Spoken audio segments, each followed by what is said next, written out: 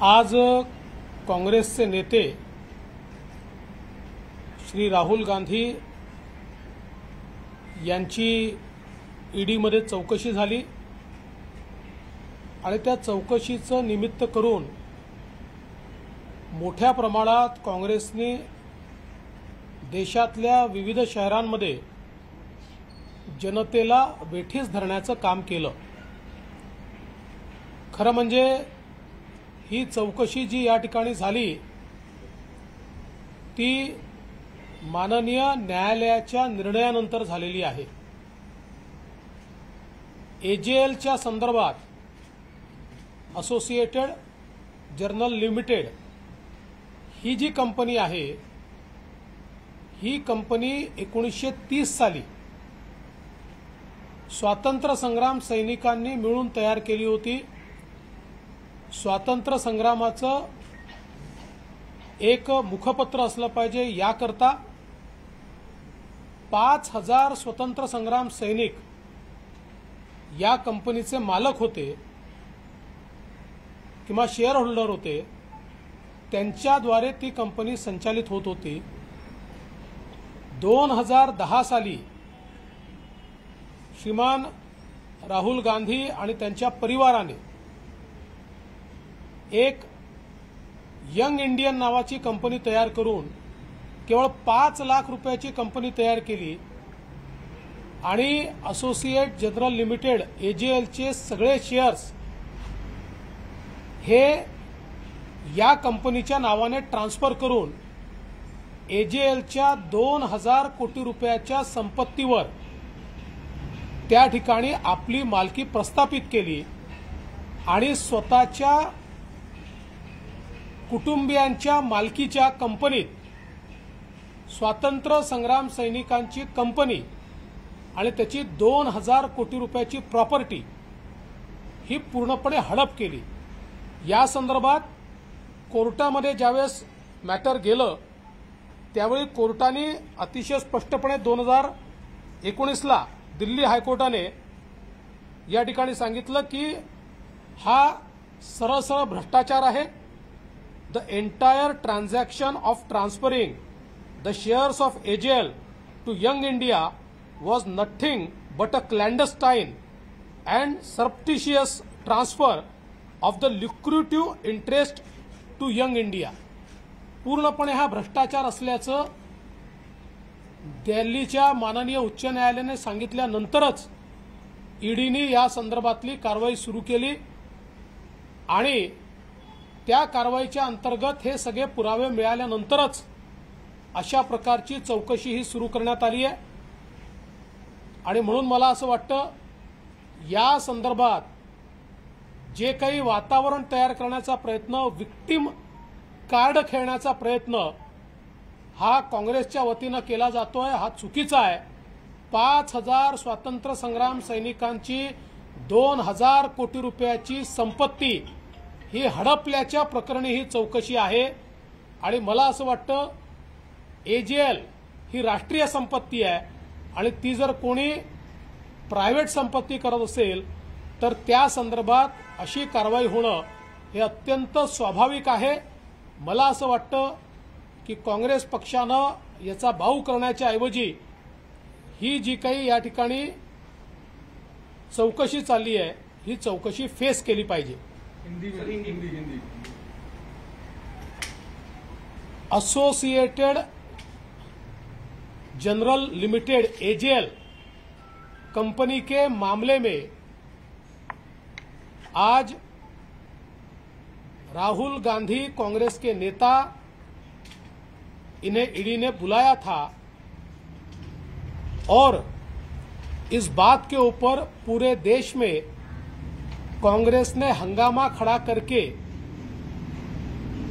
ये प्रयास किया कि मानो उनको विक्टिमाइज किया जा रहा है, किंतु एजेएल ये कंपनी 1930 में तैयार हुई थी। भारतीय स्वातंत्र संग्राम को एक न्यूज़पेपर, एक मुखपत्र चाहिए, इस दृष्टि से स्वतंत्र संग्राम सेनानियों ने एजेएल की स्थापना की थी।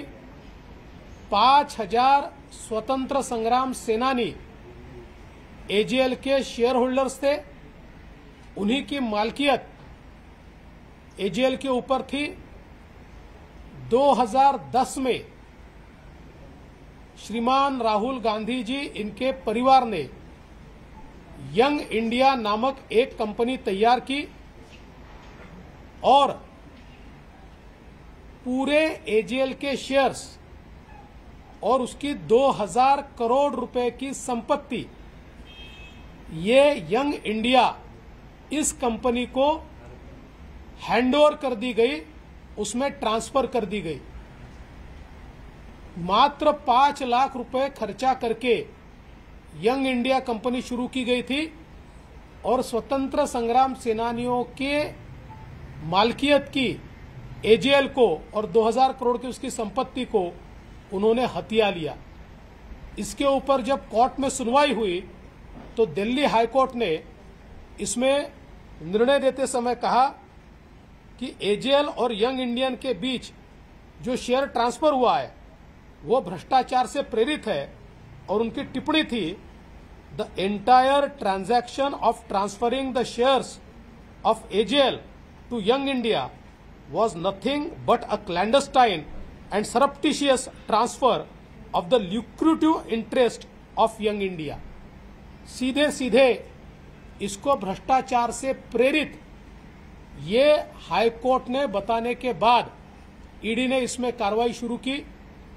होना तो ये चाहिए था कि जो हमारे स्वतंत्रता संग्राम सेनानियों ने तैयार की हुई कंपनी है, ये राष्ट्रीय धरोहर है, इसका राष्ट्रीयकरण होना चाहिए था, ये राष्ट्र के नाम होनी चाहिए थी, लेकिन उसकी 2000 करोड़ की संपत्ति पर आंख रख के उसको जिस प्रकार से राहुल गांधी और उनके परिवार ने हथियाया, मैं ऐसा मानता हूं कि एक प्रकार से बहुत बड़ी लूट है और इसी के कारण इस प्रकार से उनको बुलाया गया है। जो कांग्रेस पार्टी ये दिखाने का प्रयास कर रही है कि एजेंसियां उनको विक्टिमाइज कर रही है, बिल्कुल गलत है। बिल्कुल सीधे सीधे सबूत इसमें दिखाई पड़ते। एक और बात, दिल्ली में एक पोस्टर दिखने को मिला जिस पर वो कहते मैं राहुल गांधी हूं, मैं सावरकर नहीं हूं, मैं माफी नहीं मांगूंगा। स्वतंत्र वीर सावरकर ने देश के लिए, देश की स्वतंत्रता के लिए 11 वर्ष अंडमान के सेलुलर जेल में कोलू चलाया। उनके जितना लंबा समय कोई भी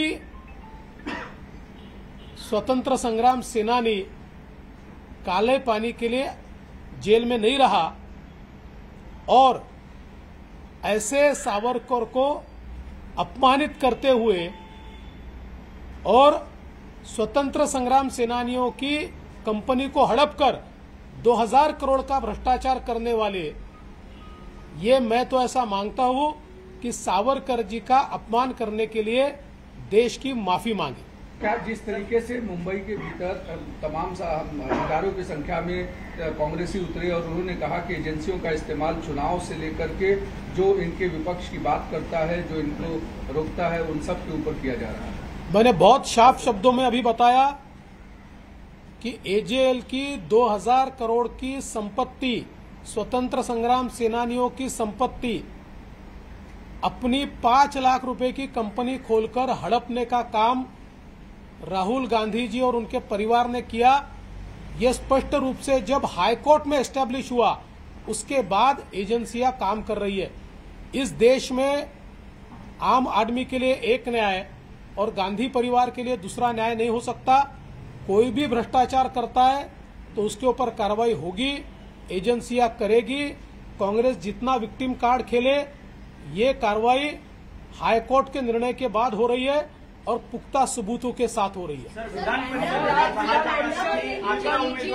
कंपनी आहे बँड्रामध्ये, त्यासाठी जेव्हा तुम्ही मुख्यमंत्री होता, तुम्ही बॅनर्जी कमिटी जी होती ती स्थापित केली होती आणि चौकशी केली होती, मात्र ती पूर्ण झाली नाही। तर आता ह्याच्यापुढे देखील ती होणार काय? त्याचा एजेएलचे जेवढे ऍसेट्स आहेत ते सगळे याच्यात आता इन्क्लुडेड आहेत। सर, विधान परिषद निवडणुकीला 10 जागेसाठी 11 उमेदवार रिंगणात आहेत, काय प्रतिक्रिया द्याल? राज्यसभा तुम्ही असं आहे की आमची अपेक्षा अशी होती की सत्तारूढ पक्षाने ही निवडणूक बिनविरोध करावी। सत्तारूढ पक्षातही काही लोकांनी हा प्रयत्न केला, परंतु ती बिनविरोध होऊ शकली नाही। आम्ही 5 जागा या ठिकाणी लढवतोय। मी काल परवाही सांगितलं की सत्तारूढ पक्षामध्ये खूप मोठा अनरेस्ट आहे आणि त्या अनरेस्टला कुठेतरी जागा हवी आहे, म्हणून आम्ही 5वी जागा लढवतो। 5वी जागा लढवत असताना त्याचे काही आराखडे आम्ही तयार केले आहेत। हे खरं आहे की हे सोपं नाही आहे, पण मला विश्वास आहे की आम्ही 5वी जागा निश्चितपणे निवडून आणू। सर, सत्ताधाऱ्यांनी नेमकं तुमचं तिथून महाविकास आघाडीच्या काही नेत्यांनी तुमच्याशी बातचीत केली होती का? या संदर्भात बिनविरोध व्हावी असे त्यांचे मत काँग्रेसने मागणार नाही। सत्तारूढ गटांकडनं माझ्याशी चर्चा झाली होती। त्यांनी असा प्रयत्न केला की काँग्रेसने आपला एक उमेदवार परत घ्यावा, परंतु काँग्रेसने तो उमेदवार परत घ्यायला नकार दिल्यामुळे ही निवडणूक या ठिकाणी होती। काँग्रेसने उमेदवार पाठीमागे न घेण्यामागे गणित असं म्हणलं जातं की तिथे सुद्धा मोठ्या प्रमाणामध्ये अंडरस्टे एनसीपी आणि शिवसेना त्यांना वारंवार सांगू पाहत होते की उमेदवारी पाठीमागे घेऊन बिनविरोध करा। यातनं त्यांच्यातलीच गणितही उघड होत आहेत का अनरेस्टमधली? अनरेस्ट आहेच आणि आता समन्वयाचा देखील अभाव आहे। आता निवडणुका तर होणार आहेत। आता या निवडणुकीमध्ये हा अनरेस्ट कसा आहे, किती आहे, हे आपल्या सगळ्यांना पाहायला मिळेल। संजय राऊत यांनी आरोप केला होता की ईडी त्यांना काही भाडे तत्वावर द्या, ते देखील तुमचं मत स्वतः शिवसेनेला देतील, हे दिसेल का परत? असं आहे की असले जोकर सारखे स्टेटमेंट, मी त्यांना जोकर म्हणत नाही आहे, पण जोकर सारखे स्टेटमेंट ते रोजच करत असतात, त्याच्यामुळे त्याच्यावर काय उत्तर द्यायचं? राज्यसभेप्रमाणे विधान परिषदेतही चमत्कार दिसेल काय? बघा, मी चमत्कार वगैरे काही म्हणत नसतो, मी फार जास्त बोलतही नसतो। मला हा विश्वास आहे की आमचा 5वा उमेदवार निवडून येईल। मात्र त्यांनी आज नॉमिनेशन माघार घेतलेलं आहे, नेमकं काय कारण आहे त्यांना माघार घ्यायचं? असं आहे की आमच्याकडे आम्ही 6 लढवायचे की 5 लढवायचे या संदर्भातली चर्चा केली आणि सगळ्यांची चर्चा केल्यानंतर आमचे अध्यक्ष चंद्रकांतदादा पाटील यांनी सगळ्यांची चर्चा करून हा निष्कर्ष केला की आपण 5 लढवले पाहिजे, 6वी जागा लढवू नये, म्हणून आम्ही सदाभाऊ खोतांचा फॉर्म जो आहे तो परत घेतला। तुमचं झालं असेल तर मला एक दुसरा विषय बोलायचा है। हिंदी में जानना चाहेंगे क्या हिंदी में क्या? विधान परिषद को लेकर के जिस तरीके से 11 लोग अब कैंडिडेट मैदान में चुनाव, देखिए ऐसा है कि भारतीय जनता पार्टी 5 उम्मीदवार लड़ा रही है। 5वें उम्मीदवार के लिए हमको अपेक्षा ये है कि आज जो सत्तारूढ़ पक्ष के एमएलएज में अनरेस्ट है, उस अनरेस्ट का हमको फायदा होगा और बड़े पैमाने पर वोट्स हमको मिलेंगे और 5वीं सीट भी हमको हमारी चुनकर आएगी और इसी दृष्टि से हमने 5 सीट लड़ाई है। आज ये प्रयास जरूर हुआ कि कांग्रेस अपनी एक सीट पीछे ले और निर्विरोध इस चुनाव को संपन्न किया जाए, लेकिन कांग्रेस ने उस बारे में मना किया और इसके कारण अब ये चुनाव होगा। शिवसेना और एनसीपी के अनुरोध के बाद भी कांग्रेस ने अपना उम्मीदवार पीछे नहीं लिया, तो क्या महाविकास अघाड़ी में समन्वय? देखिए, समन्वय तो है ही नहीं। समन्वय होता तो राज्यसभा में इस प्रकार की परिस्थिति नहीं तैयार होती। राज्यसभा में हमारे पास बहुत कम लोग थे और मतलब एक डेफिसिट था हमारे पास और ये खुला वोटिंग था, बावजूद उसके जब हम जीते हैं तो इसका सीधा मतलब है कि अनरेस्ट है। एक अत्यंत महत्त्वाचा विषय मला या ठिकाणी आज खरं म्हणजे महाराष्ट्रासमोर आणायचं आहे. ओबीसी राजकीय आरक्षणाच्या संदर्भात इम्पेरिकल डेटा तयार करण्याचं काम सुरू आहे. या डेटा तयार करण्याची जी काही पद्धत आता चाललेली आहे ही पद्धत सदोष आहे आणि याचा ओबीसीवर खूप मोठा परिणाम होणार आहे. कारण आपल्याला माहिती आहे की अनेक आडनावं वेगवेगळ्या समाजामध्ये असतात आणि त्यामुळे ॲक्च्युली एसर्टन करावं लागतं की हा व्यक्ती कुठल्या समाजाचा आहे. सॅम्पलमध्ये ते एसर्टन करावं लागतं. आत्ता ज्या प्रकारे हा सर्व्हे करणं चाललेलं आहे यामध्ये ओबीसीची संख्या ही मोठ्या प्रमाणात घटलेली दिसेल अशा प्रकारचा हा सर्व्हे चाललेला आहे.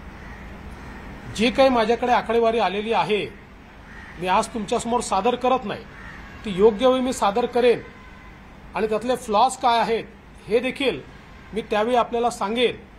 पण मी सरकारला आजच अतिशय स्पष्टपणे सांगतो, कारण सरकार नेहमी उशिरा जागं होतं आणि तोपर्यंत ओबीसींचं मोठं नुकसान झालेलं असतं. आजच सरकारला मी जागं करू इच्छितो की आपण जो इम्पेरिकल डेटा तयार करताय त्या डेटामध्ये अनेक जिल्ह्यांचे ओबीसीच्या लोकसंख्येचे आकडे हे चुकतायत. आपला सॅम्पल सर्व्हे देखील चुकतोय आणि त्यामुळे त्या जिल्ह्यामध्ये ओबीसींची असलेली संख्या यापेक्षा खूप कमी संख्या ही आपल्या सर्व्हेमध्ये दाखवण्यात येणार आहे. आणि तसं जर झालं तर त्या जिल्ह्यांमध्ये अनरेस्ट उभा राहील आणि केवळ एवढ्यापुरतंच नाही तर ओबीसीचं मोठ्या प्रमाणात दुसऱ्याही आरक्षणात त्याचं नुकसान होऊ शकतं. म्हणून सरकारने आजच जागं होऊन त्याच्याकडे लक्ष दिलं पाहिजे. मी मध्य प्रदेशच्या मुख्यमंत्र्यांची जेव्हा चर्चा केली होती त्यावेळेस एकेका जिल्ह्याचा सर्व्हे हा त्यांनी स्वतः त्या ठिकाणी त्याचं तो क्वालिफाय आहे की नाही, तो योग्य आहे की नाही हा समजून घेतला होता, त्यातल्या अडचणी दूर केल्या होत्या आणि म्हणून त्या ठिकाणी तो सर्व्हे योग्य प्रकारे होऊ शकला. इथे मात्र सरकारतर्फे कोणी लक्ष देत आहे असं दिसत नाही आहे. मग एकदा हे इम्पेरिकल डेटा जर जमा झाला आणि तो कोर्टापुढे मांडला गेला तर त्याच्यातनं सरकारला परत येता येणार नाही आणि ओबीसी समाजाचं आतोनात नुकसान या अशा प्रकारच्या फॉल्टी डेटामुळे तयार होईल. म्हणून सरकारने तात्काळ या संदर्भात कारवाई करावी. ही कारवाई जर लवकर सरकारने केली नाही तर जी काही माहिती माझ्याकडे आहे ती माहिती घेऊन मला आणि भारतीय जनता पक्षाला या सरकारच्या विरोधात मैदानात उतरावं लागेल. सर, सरकारमध्ये छगन भुजबळ असतील, विजय वडेट्टीवार असतील, सर्व नेते बोलत असतात की ओबीसीच्या डेटा कलेक्शनचं काम सुरू आहे, पारदर्शी कारभार सुरू आहे. त्यांचा वचक नाही का? सरकार फक्त म्हणतात आणि लक्ष देत नाही अशी परिस्थिती आहे. नाही बघा, मी राजकारण दूर ठेवतो आणि छगन भुजबळ साहेब जे आहेत हे सातत्याने या संदर्भात प्रयत्न करतायत याबद्दल मला शंका नाही आहे. माझा त्यांच्या हेतूवर बिलकुल कुठेही अविश्वास नाही आहे. पण सरकारमध्ये या मंत्र्यांची एक क्षमता आहे, त्या क्षमतेच्या पलीकडे हे मंत्री करू शकत नाहीत. कारण हे जरी मंत्री असले तरी ॲक्च्युअल डेटा कलेक्शन आणि त्या संदर्भातलं मॉनिटरिंग करण्याचा कुठलाही अधिकार त्यांना नाही आहे.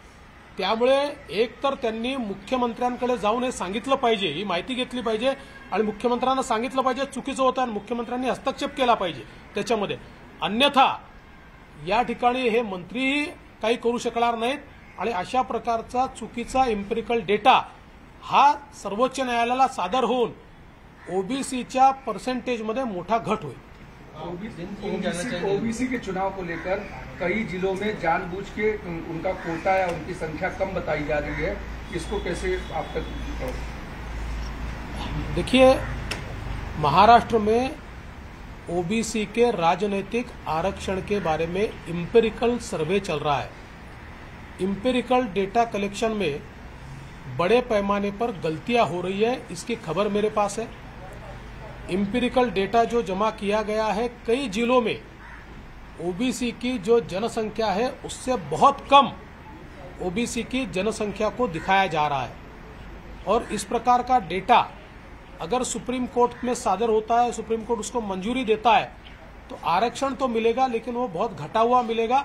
और इसका परिणाम ये केवल इस आरक्षण पे नहीं होगा, इसके बाद सुप्रीम कोर्ट में आरक्षण पर जो अलग अलग याचिकाएं चल रही है उसमें भी ओबीसी का परसेंटेज जैसे ही बड़े पैमाने पर कम हुआ दिखेगा तो उस पर भी गाज आने की संभावना है।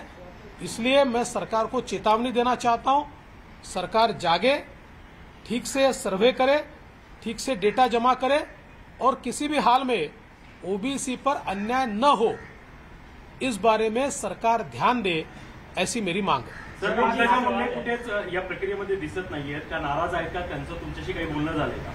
असं आहे की पंकजाताई भारतीय जनता पक्षाच्या मोठ्या नेत्या आहेत। पंकजाताई यांच्याकडे मध्य प्रदेशचा चार्ज आहे, त्या सातत्याने मध्य प्रदेशला जात असतात। तिथलं आता इलेक्शन देखील आहे, तिथला प्रभार त्या सांभाळत आहेत आणि आम्ही सगळेच एकमेकाच्या संपर्कात असतो। तुम्ही काळजी करू नका, भारतीय जनता पार्टी हा एक परिवार आहे, आम्ही सगळे या परिवाराचे घटक आहोत।